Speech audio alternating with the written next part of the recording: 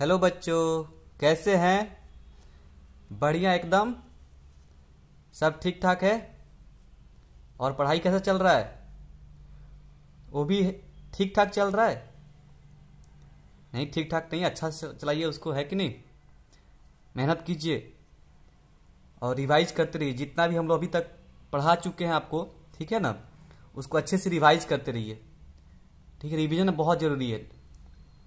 जब हम लोग समझाते हैं तब तो समझ में आ जाता है, हर बच्चा समझ जाता है, लेकिन क्या होता है ना, प्रैक्टिस नहीं कीजिएगा तो याद नहीं रहेगा। इसलिए प्रैक्टिस कीजिए, आपके लिए सब कुछ नया है। प्रैक्टिस करिएगा तब जा करके लगेगा कि हाँ सब कुछ क्लियर है, एक एक बात समझ में आएगा, आपको समझ में आया। क्योंकि देखिए जैसे जैसे लेक्चर आगे बढ़ता चल जाएगा, ठीक है ना, वैसे क्या होगा, जितना हम लोग पीछे कवर करते गए हैं वो तो आप जिस दिन पढ़ाए वो तो समझ में आ ही गया होगा आप लोग को। ठीक है, होता यह है कि आदमी जैसे आगे बढ़ता है ना, पीछे का भूल जाता है। तो हम लोग को इम्पोर्टेंट क्या ध्यान देना है कि पीछे का भी, जो हमारा पीछे पढ़ा चुके हैं हम लोग, ठीक है, उसको भी रिवाइज करते रहिए। रिवाइज करना जरूरी है, ठीक है। उस पर अपने से ही, मैं तो क्वेश्चन भेजता ही हूँ आपको, आप अपने से भी क्वेश्चन, ठीक है, जितना हो सके उतना पॉसिबल क्वेश्चन बनाइए, ठीक है ना। और जो भी डाउट हो बेझिझक पूछिए मेरे से, ठीक है ना। समझ में आ गया? चलिए, तो मैं हूँ तिवारी सर, आपका फिजिक्स फैकल्टी, ठीक है। ऑब्वियस बात है, फिजिक्स ही पढ़ाता हूँ। और हमारा प्यारा सा चैनल फिजिक्स प्लस पे आप सभी बच्चों का स्वागत है, ठीक है। तो चलते हैं, हम लोग आगे बढ़ते हैं।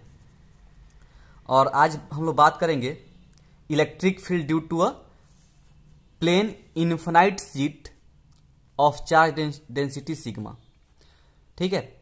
इसके पिछले लेक्चर हम लोग क्या डिस्कस किए थे? हम लोग देखे थे कि सिलेंडर के अंदर में, ठीक है, सिलेंडर के कारण इलेक्ट्रिक फील्ड उसके अंदर या फिर बाहर में कितना होता था। और डिफरेंट सिलेंडर का बात की थी, 4 केस लिए थे हम लोग, याद है आपको? 4 डिफरेंट सिलेंडर था हमारे पास, ठीक है।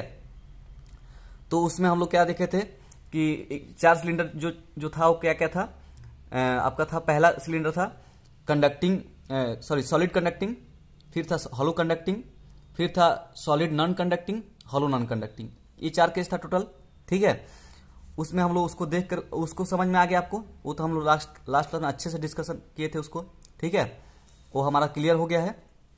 अब आगे बढ़ते हैं, आज के टॉपिक हम लोग बात करेंगे, ये लास्ट टॉपिक है हमारा इस चैप्टर का, ठीक है। इसके बाद हमारा लगता है कि इलेक्ट्रोस्टैटिक 1 जो है खत्म हो जाएगा, फिर हम लोग नेक्स्ट चैप्टर चलेंगे, ठीक है। तो चलिए अब आज बात करते हैं इस पे हम लोग देखते हैं electric field due to plane infinite sheet के कारण क्या इलेक्ट्रिक फील्ड होगा, ठीक है। तो देखिए इसको करने के लिए क्या करना होगा। हमारे पास देखिए ये हमारा जो दिख रहा है, ठीक है, जो ब्लू कलर में दिख रहा है, ये हमारा प्लेन इनफाइनाइट शीट है, मतलब कि इधर प्लस इन्फिनिटी इधर माइनस इन्फिनिटी तक है, ठीक है। अब हम लोग को क्या करना है, इस शीट के कारण इस पॉइंट पे कहीं भी इधर चाहे इधर इलेक्ट्रिक फील्ड निकालना है, ठीक है ना। तो इलेक्ट्रिक फील्ड निकालने के लिए ये भी एप्लीकेशन गॉस थ्योरम का ही है, ये भी गॉस थ्योरम का एप्लीकेशन है। तो हम लोग क्या करना है, गॉस थ्योरम लगाना है।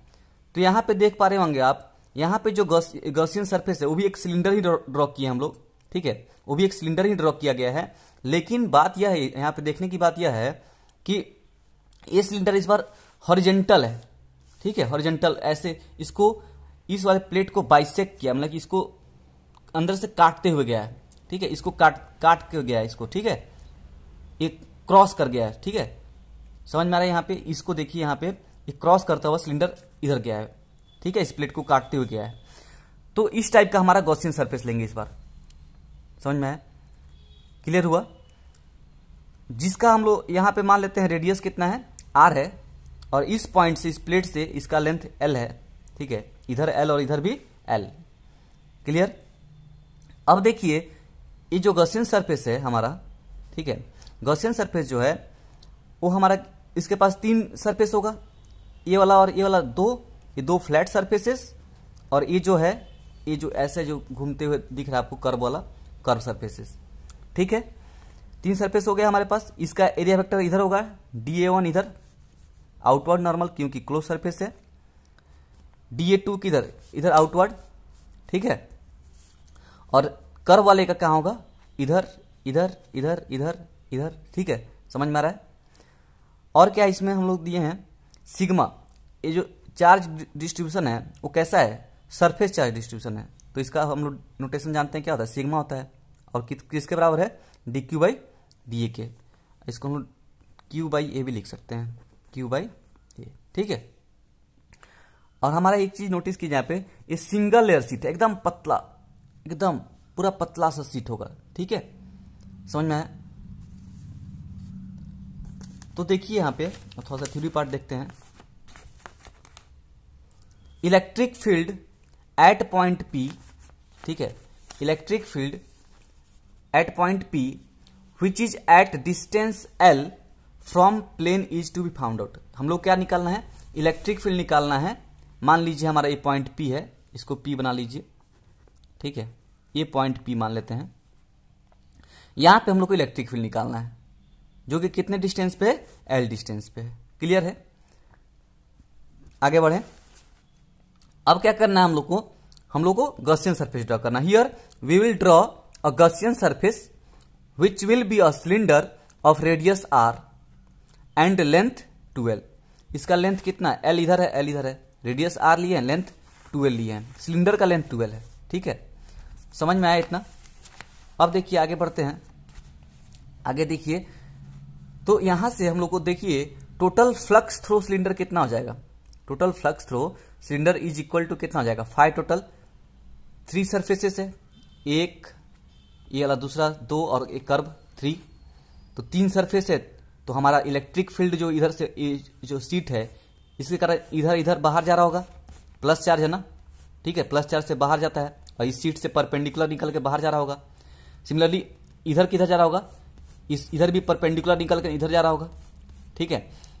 लेकिन हमारे पास गॉसियन सरफेस देखा जाए तो गॉसियन सरफेस टोटल कितना है हमारे पास, 1, 2 और 3 गॉसियन सरफेस है। तो हमारा फ्लक्स का फॉर्मूला कितना होता है, फाई इक्वल टू होता है ई इंटू ए, ठीक है। तो हमारे पास 3 एरिया है तो 3 फ्लक्स आएगा, ठीक है, ई इंटू ए, ई इंटू ए, ई इंटू ए 3 बार आएगा, एक बार इसके कारण, एक बार इसके कारण और एक बार कर्व के कारण। तो फ्लक्स फाई टोटल कितना हो जाएगा, phi 1 plus phi 2 plus phi 3। समझ में आया, क्लियर हो गया। अब फाई 1 हम लोग मान लेते हैं कौन सा है, ये वाला सरफेस जो इलेक्ट्रिक फील्ड पास कर रही है, इसको जब हम लोग इसका क्या बोलते हैं ई डॉट डी ए निकालेंगे, DA1 निकालेंगे, वो हम लोग को क्या देगा, फाई 1 देगा, electric field into area vector DA1। तो हम लोग जान गए कि यहाँ पे हम लोग जानते हैं कि फ्लक्स का फॉर्मूला होता है E vector dot DA1 vector. तो हम लोग को छोटा सा एरिया लेकर हम लोग पहले निकालेंगे, उसको क्या करेंगे, पूरा फ्लक्स निकालने के लिए क्या करेंगे, इंटीग्रेट कर देंगे, ठीक है। तो E vector dot DA1 vector हो गया, प्लस सिमिलरली फाई 2 कितना हो जाएगा, E vector dot DA2 vector, ठीक है। और थर्ड कितना हो जाएगा, E vector dot DA3 vector. अब इंटीग्रेशन का लिमिट कहां से कहां लगेगा, इस वाले में हम लोग छोटा सा एरिया ले रहे हैं DA1, पूरा एरिया कितना है, पूरा एरिया हम लोग लिमिट लगाने के लिए क्या करना पड़ेगा, 0 से इसका एरिया कितना हो जाएगा, ये रेडियस आर है तो इस वाले सरफेस का एरिया कितना हो जाएगा, पाई आर स्क्वायर। तो इसका हो जाएगा लिमिट कहां से कहां पड़ेगा, इसका लिमिट पड़ेगा 0 से पाई आर स्क्वायर, ठीक है। और E dot D A, E vector dot D A vector को कैसे तोड़ सकते हैं, E D A cos theta, E DA1 cos theta. Similarly यहां पे भी देखिए A2 में भी, A2 हमारा एरिया ए है, ठीक है, तो इसका भी लिमिट 0 से पाई आर स्क्वायर होगा क्योंकि ए रेडियस और ए रेडियस सेम है ना। तो ये हो जाएगा 0 से pi r square E DA2 cos theta, फिर E DA3 cos, E DA3 cos theta, और इसका लिमिट कहाँ है, कर्व सरफेस एरिया कितना होगा, 2 पाई आर, ठीक है, इंटू लेंथ, तो लेंथ कितना है 12, तो 2 पाई आर इंटू 12। यहां तक क्लियर है। अब आगे देखिए, थीटा किसके किसके बीच का एंगल होता है, E and DA1 vector. E vector की ई किधर है, इलेक्ट्रिक फील्ड इस वाले सरफेस पे किधर है, इस वाले सरफेस के लिए इलेक्ट्रिक फील्ड किधर होगा, कहीं बाहर इधर होगा ना। इलेक्ट्रिक फील्ड यहाँ पे प्लस के कारण ऐसे से निकल निकल के जा रहा होगा कि नहीं जा रहा होगा, जा रहा होगा, समझ में आ रहा है। तो इलेक्ट्रिक फील्ड इधर, ठीक है, एरिया वेक्टर भी इधर, तो दोनों में एंगल कितना बनेगा, 0 डिग्री। तो यहाँ पे कितना हो जाएगा, कॉस कितना लिख देंगे हम लोग, कॉस 0 डिग्री लिख देंगे, दिख रहा है, विजिबल है, कॉस 0 डिग्री। सिमिलरली ई DA2 कितना हो जाएगा, ई DA2 इधर है और इलेक्ट्रिक फील्ड प्लस के कारण इधर इधर जा रहा होगा, तो दोनों में एंगल कितना, फिर से 0 डिग्री। तो फिर से हमारा कितना हो जाएगा, ई DA2 कॉस 0 डिग्री। समझ में आया। और यहां पे भी लिमिट वहीं 0 से पाई आर स्क्वायर होगा, ठीक है। और इसका देखिए थीटा कितना हो जाएगा, कर्व सरफेस एरिया के कारण इसमें इलेक्ट्रिक फील्ड एरिया वेक्टर ऊपर जा रहा है और इलेक्ट्रिक फील्ड इधर जा रहा है ना, इलेक्ट्रिक फील्ड समझ में आ रहा है, इलेक्ट्रिक फील्ड इधर जा रहा है, तो दोनों में एंगल कितना बन रहा है, ये वाला एंगल कितना बन रहा है 90 डिग्री। तो ये हो जाएगा अपना यहाँ पे कितना हो जाएगा cos 90 पे कितना आता है 0, तो मैंने इसको 0 कर दिया है। समझ में आया, इतना समझ गए। अब देखिए आगे बढ़ते हैं। तो फाई टोटल कितना हो जाएगा, थर्ड टर्म तो 0 हो गया, तो हमारा आ गया केवल सिर्फ EDA1 cos 0 पे 1 cos 0 पे 1 देकर के EDA1, ठीक है, 0 से पाई स्क्वायर प्लस EDA2 0 से पाई स्क्वायर। इलेक्ट्रिक फील्ड हमारा क्या है, पॉइंट यदि डिस्टेंस सेम है तो इलेक्ट्रिक फील्ड कांस्टेंट होगी, ठीक है, समझ में आ रहा है। इलेक्ट्रिक फील्ड उस पार्टिकुलर पॉइंट के लिए कांस्टेंट होंगी, तो इलेक्ट्रिक फील्ड कांस्टेंट है तो इंटीग्रेशन से बाहर आ गया, तो इसका फिर हम लोग का इंटीग्रेशन कितना आ जाएगा DA1 का 0 से पाई स्क्वायर। सिमिलरली यहाँ पे भी वहीं ई बाहर आ जाएगा, DA2 का इंटीग्रेशन 0 से पाई स्क्वायर, ठीक है। तो फाई टोटल कितना आ जाएगा, ई DA1 का इंटीग्रेशन कितना A1 लिमिट पड़ेगा 0 से पाई स्क्वायर प्लस A2 का इंटीग्रेशन लिमिट हम लोग DA2 का इंटीग्रेशन A2 और लिमिट पड़ जाएगा 0 से पाई स्क्वायर, ठीक है। तो हम लोग को यहाँ से अब कितना मिल गया, phi total E into pi square plus E into pi square, ये दोनों ऐड कीजिए कितना आ जाएगा, फाई टोटल कितना आ गया 2E into pi square. Equation 1 बना देते इसको, ठीक है ना। समझ में आया इतना तक, यहां तक कोई कंफ्यूजन तो नहीं है। चलिए अब देखते हैं, हमारा तो ये हो गया मैथमेटिकल पार्ट से हम लोग कैलकुलेट कर लिए इलेक्ट्रिक फ्लक्स, ठीक है। अब एक होता है गॉस थ्योरम का यूज करके, तो गॉस थ्योरम का यूज करके हम जानते हैं फाई टोटल कितना होता है किसी भी क्लोज सरफेस के द्वारा, Q inside upon epsilon not, जो भी चार्ज गॉसियन सरफेस के अंदर में बंद है वो इंटू एप्सिलॉन नॉट, ठीक है ना, ये आपको पता है।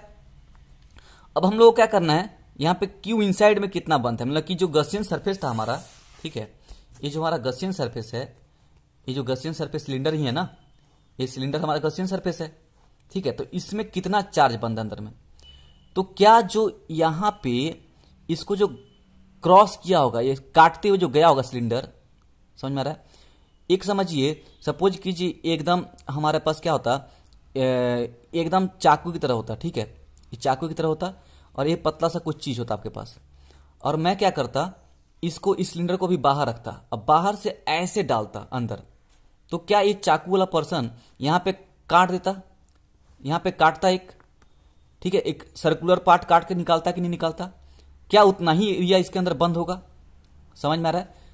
क्या मैं इसको यदि यहां से एक ऐसे निकाल करके इधर दिखाऊं, तो क्या आपको ऐसा ही एक निकलेगा यहां से एरिया जिसमें चार्ज बंद होगा, ये प्लस प्लस प्लस प्लस, समझ में आ रहा है, ठीक है। क्या यही वाला होगा, इसका भी रेडियस कितना होगा, R होगा, अरे होगा कि नहीं जी, समझ में आ रहा है कि नहीं आ रहा है, आ रहा है ना। जैसे इस सिलेंडर को मैं डालता अंदर ऐसे लेकर के, ठीक है, ऐसे अंदर डालता, ठीक है, तो मान लीजिए यहाँ पे एकदम शार्प एज होता, तो इस प्लेट को यहाँ पे ऐसे काट के जाता कि नहीं जाता, जाता ना।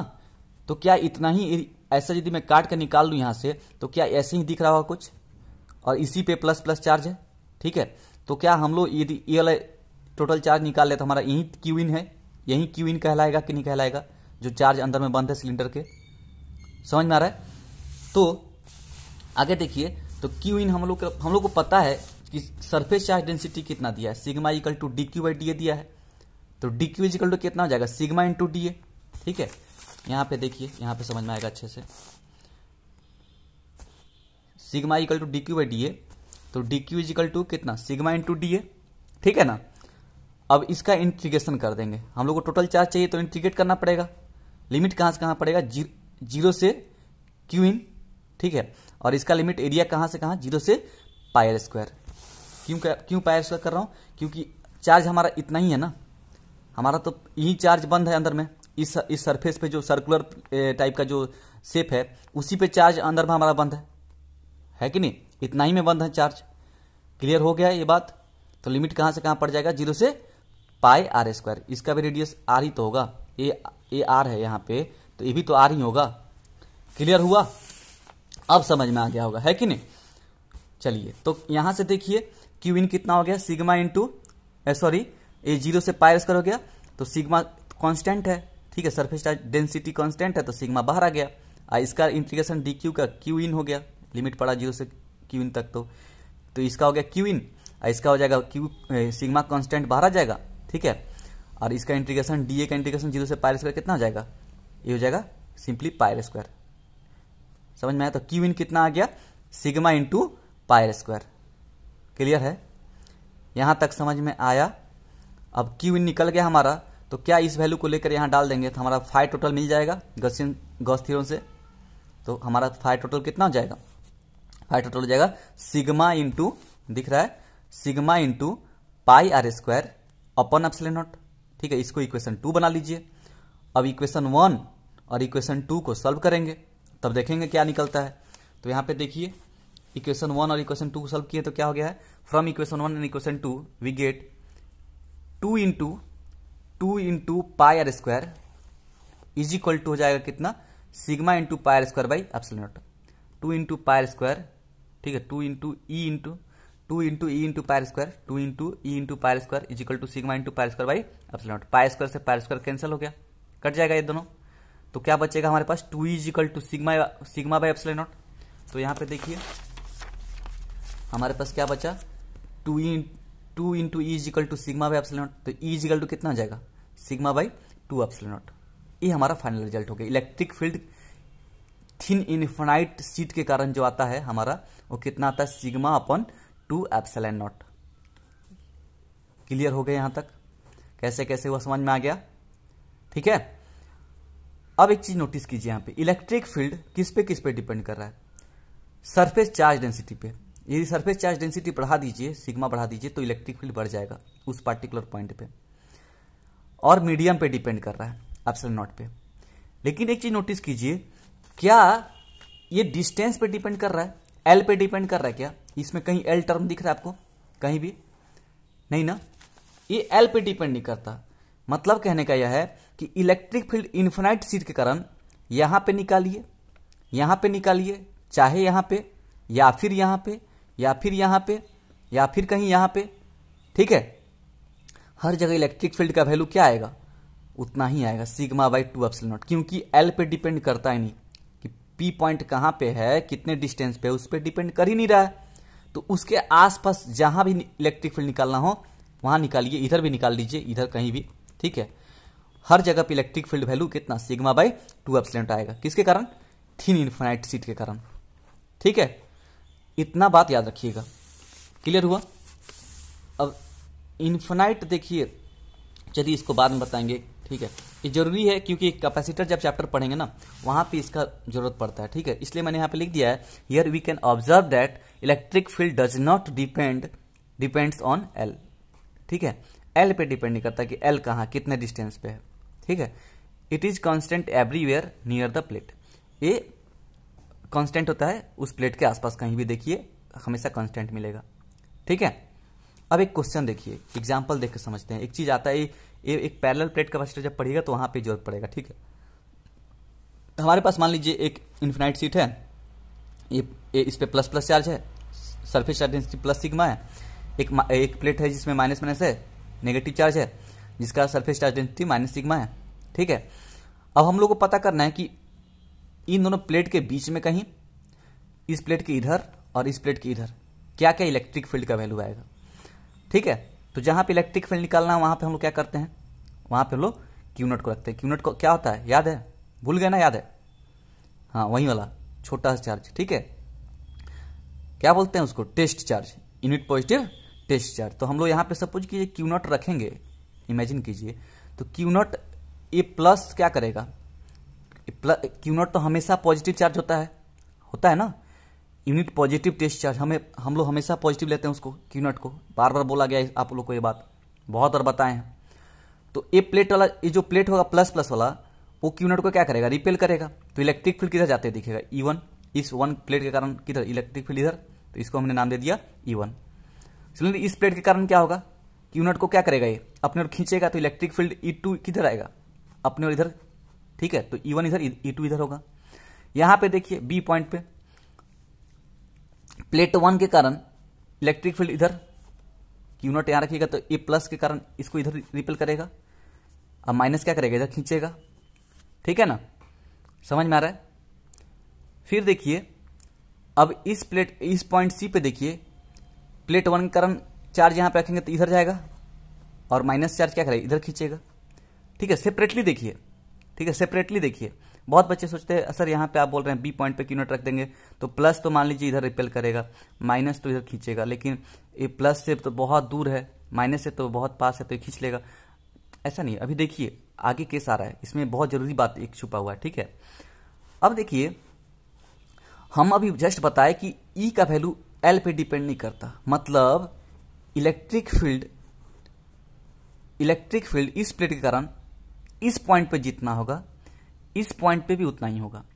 ये भले ही हम आपको समझाने के लिए बहुत दूर दूर बनाकर दिखाए हैं, लेकिन प्लेट बहुत पास रखा होता है, बहुत पास, मतलब एकदम समझिए माइक्रोमीटर में रखा होता है।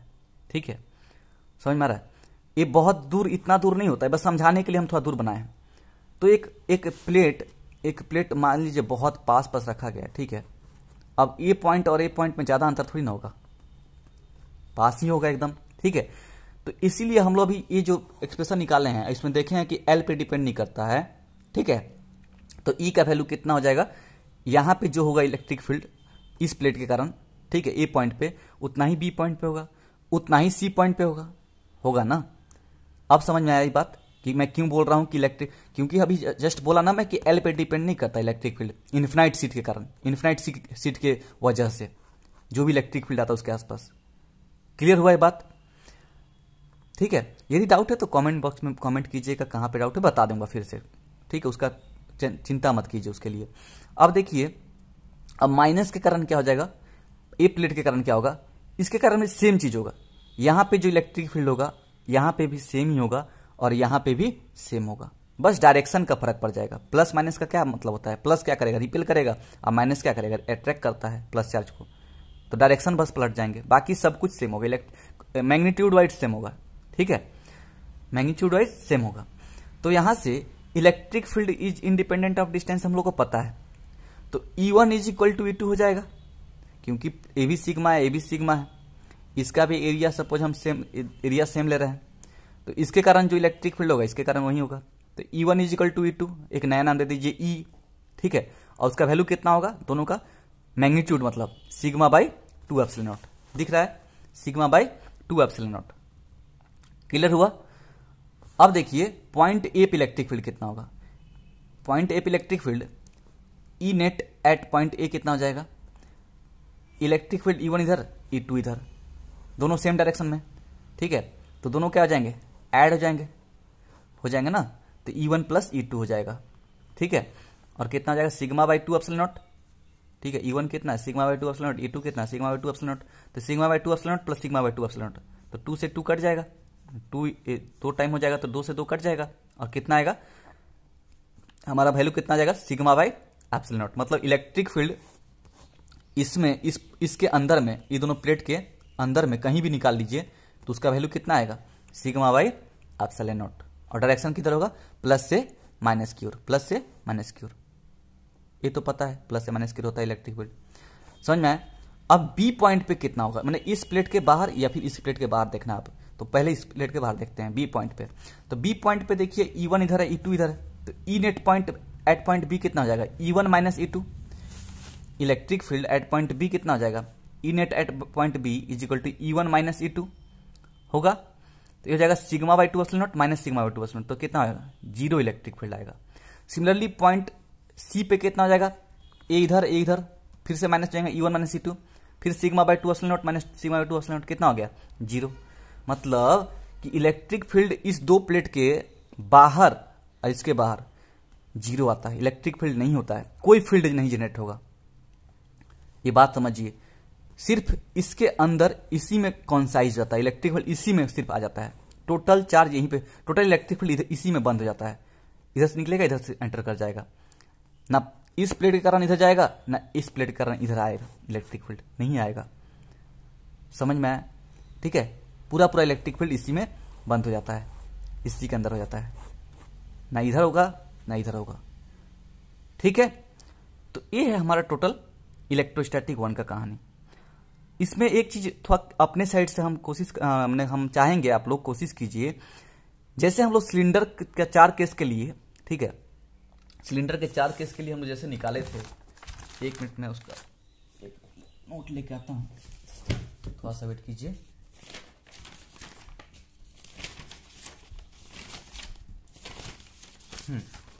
देखिए, जैसे ये 4 केस हमारे पास था, solid conducting cylinder, hollow conducting cylinder, hollow non conducting cylinder और सॉलिड नॉन कंडक्टिंग सिलेंडर, ये चारों के लिए हम लोग निकाले थे कि नहीं निकाले थे इलेक्ट्रिक फील्ड अंदर बाहर, मतलब इन तीन केस तो सेम ही था और ये अलग था, तो इसके लिए 2 केस और इसके लिए 2 केस। हम चाहते हैं कि आप लोग, ठीक है, आप लोग क्या कीजिएगा, सिमिलरली जैसे हम लोग सिलेंडर में सॉल्व किए ना जिस तरीके से गॉसियन सरफेस लेकर के, वैसे ही आप लोग सिलेंडर की जगह पे स्पीयर के लिए थोड़ा निकाल के हमको भेजिएगा। स्पीयर के लिए कैसे निकलेगा थोड़ा सा उसको सॉल्व कीजिएगा आप लोग। मतलब जैसे हम लोग सिलेंडर लेते थे, है ना, ऐसे ऐसे होता था, इसमें एक बार गॉसियन सरफेस अंदर में, एक बार ऐसे बाहर में, ठीक है, वैसे ही एक स्पीयर लेकर के एक बार गॉसियन सरफेस इसमें कैसा वहीं स्पीयर ही बनेगा।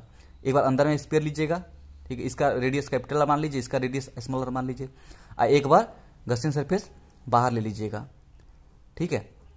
तो इसके लिए एक सॉल्व आएगा, एक सॉल्व होगा, इसमें चार्ज कहाँ होगा, प्लस प्लस प्लस प्लस बाहर बाहर चल जाएगा, ठीक है, तो इसमें चार्ज बंद होगा, अंदर कितना बंद होगा, 0, तो इलेक्ट्रिक फील्ड ये तो अंदर में 0 हो जाएगा, ये 3 केस के लिए, और इसके लिए कुछ निकल के आएगा। सिमिलरली ये सॉलिड रहता तो चार्ज अंदर ही बंद होता, चार्ज बाहर ही बंद होता, तो इसके कारण अब टोटल चार्ज कितना बंद है उसका वॉल्यूम से निकाल लीजिए, मल्टीप्लाई कर दीजिएगा, रो इंटू क्यू, ठीक है। तो आप लोग, मैं चाहता हूँ थोड़ा करके इसको देखिए, एक बार ट्राई कीजिए, ठीक है। हो जाता है तो मेरे को आप लोग व्हाट्सअप, मेरे नंबर पे व्हाट्सअप कर दीजिए, ठीक है, उसको फोटो उठा करके, और नहीं तो नहीं हो पाएगा तो मुझे बताइएगा, मैं उसको फिर से थोड़ा सा इस पर डिस्कशन कर लेंगे हम लोग, ठीक है ना। तो इस तरीके से हमारा ये चैप्टर खत्म होता है, ठीक है। अगला चैप्टर हमारा electric field, electric potential and capacitance पढ़ेंगे, ठीक है। इलेक्ट्रिक पोटेंशियल एंड कैपेसिटेंस हमारा नेक्स्ट चैप्टर होगा, उस पर हम लोग बात करेंगे अगले क्लास में, ठीक है। तब तक के लिए अलविदा, ठीक है, ख्याल रखिए, पढ़ाई कीजिए जम के, चलिए, थैंक यू।